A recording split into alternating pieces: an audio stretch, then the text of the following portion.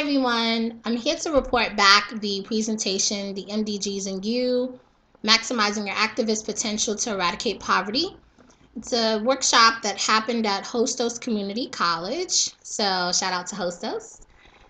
It was done with the student cohort there that are in the Leadership Academy, and we focused on talking about the MDGs in terms of the gaps that we know of in 2012.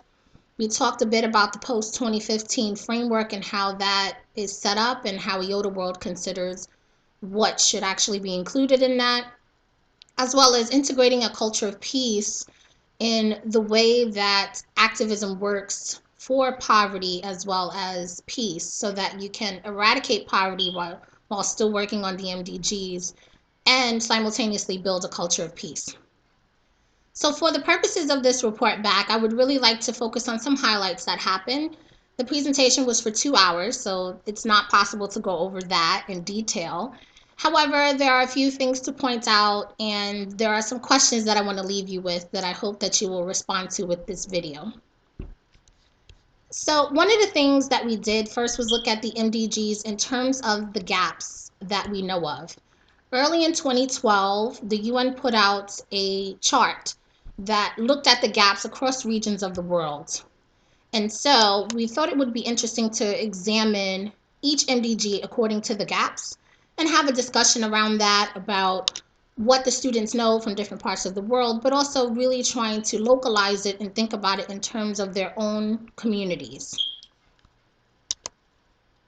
So one of the goals that we looked at was goal number 2, which is to achieve universal primary education.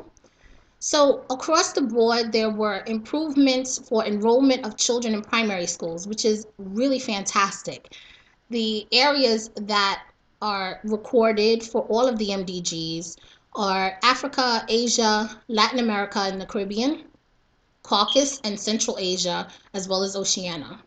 Whereas there have been improvements across the board, the only region that doesn't have recorded data is Oceania. So there are some things to think about in terms of why that is, and certainly improvements that need to continue across the board for enrolling children in primary school. Another MDG that we looked at was to reduce child mortality, which is goal number 4. And whereas there are some achievements that we can see, Sub-Saharan Africa still experiences high child mortality rates.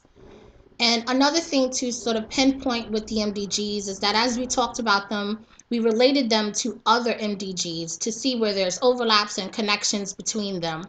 So for instance, with goal number 4, there is a direct connection to the improvement of maternal health, which is goal 5. So we talked about some of the factors that can make things really difficult for maternal health that then also has an effect on child mortality rates. So another example of an MDG that we looked at was MDG number 8, which is to develop a global partnership for development. And both South Asia and Oceania regions have low levels of internet users. And even though we talked about the internet and how there are gains across the world, what is really important for all of us that we discovered was that even if you have a good number of internet users around the world, which we know can be improved upon, the issue also is that those who have it need to have the type of quality access, so that it's not just about being able to get on, but being able to get on in a way that really puts them on par with having fruitful and lasting discussions online, but also having the affordability to reach the internet. If you have a majority of people who can barely get food on the table, how can you expect them to afford internet access? So those were some of the things that we thought about in terms of that. We talked about the post-2015 framework and how for Yoda World, we believe that it should be looked at outside of just the economic disparities. So looking at the vulnerable populations that we know are still not really being reached. So like people with disabilities, women and children, indigenous populations, LGBTQ communities, and a few others that we mentioned. One of the things that was taken away from the conversation that I found really empowering was that you must start from the inside and branch out. At Yoda World, we definitely promote that. You have to understand the MDGs and a culture of peace for yourself and learn how to actually do that in your day-to-day interactions so that it's easier for you when you go into communities and you work with others so that there's an even exchange and you're actually building that type of atmosphere rather than trying to impose it. So we came with examples that was given for strategies of success. And I'd like to share just 3 short strategies that Yoda World likes to promote. So the first strategy is to listen more, to connect more. The idea that we really need to stop and step outside of ourselves and really listen to the different types of voices around us so that we can know how to connect with them and really be open-minded so that that connection can be sustained and productive. Another tip that we give is to remember that the small things matter as well. So things like modeling peace and rejecting injustice, it really has to start from you and branch outward.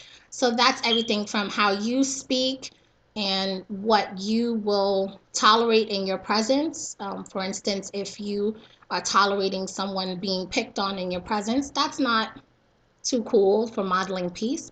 You want to be able to interject in a way that is still peaceful, but to be made known that when people are around you and in your space, this is a space for them to also practice peace as well.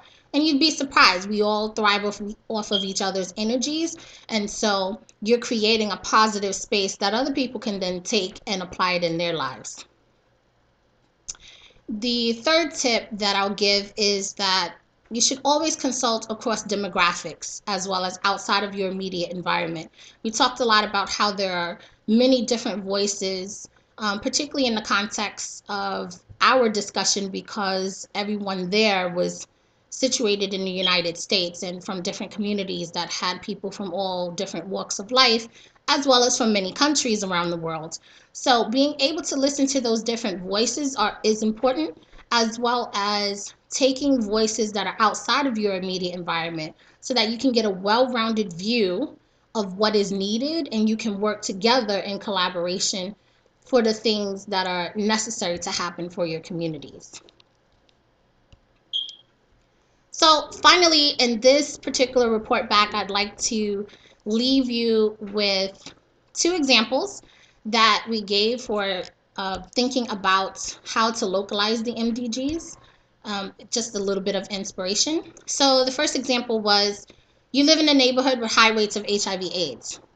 How can you work to ensure access to affordable services, including medication?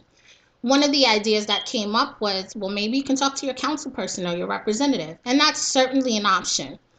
The group was also challenged to think of more simple ways, such as maybe going to your local clinic and just seeing what they are aware of. Maybe they're not aware that they're in a high HIV/AIDS area, or maybe they need that extra person to help spread the word in the community so that people can come get the services. Or maybe they need someone to be on their communications team to help funders learn about how to give access to people who don't have enough money for the type of medication that they need.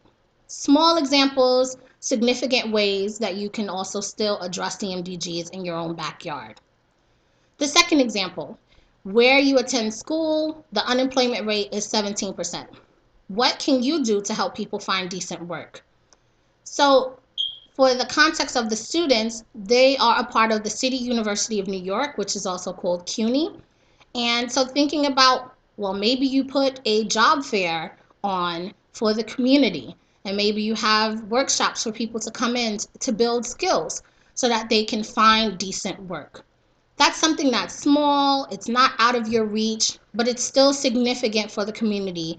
And it's also making sure that you're touching upon these grand ideas of the MDGs, but localizing it in a way that makes sense for you. So with that said, we had some other interesting discussions that I'm just going to pose out there for you all. If you would love to post responses to this. That would be really great to get a sense of what people are experiencing around the world and how they are addressing the MDGs in their own backyard. So some interesting discussions that were really open was, does society have a right to impose restrictions on the amount of children families have? So that has a lot to do with reproductive health. The other question was, how can we make sure that we're not missing vulnerable populations? We talked about how post 2015 needs to really address those vulnerable populations that I mentioned earlier. So how can we do that? And the last question was, how can we ensure closing the gaps are not about westernization, but about true inclusion? And that was something that was really important to all of us, to make sure that we're not making this about Western notions, but really including everybody in the conversation and keeping that going. Thanks so much. Post your comments, and we'd love to continue the conversation.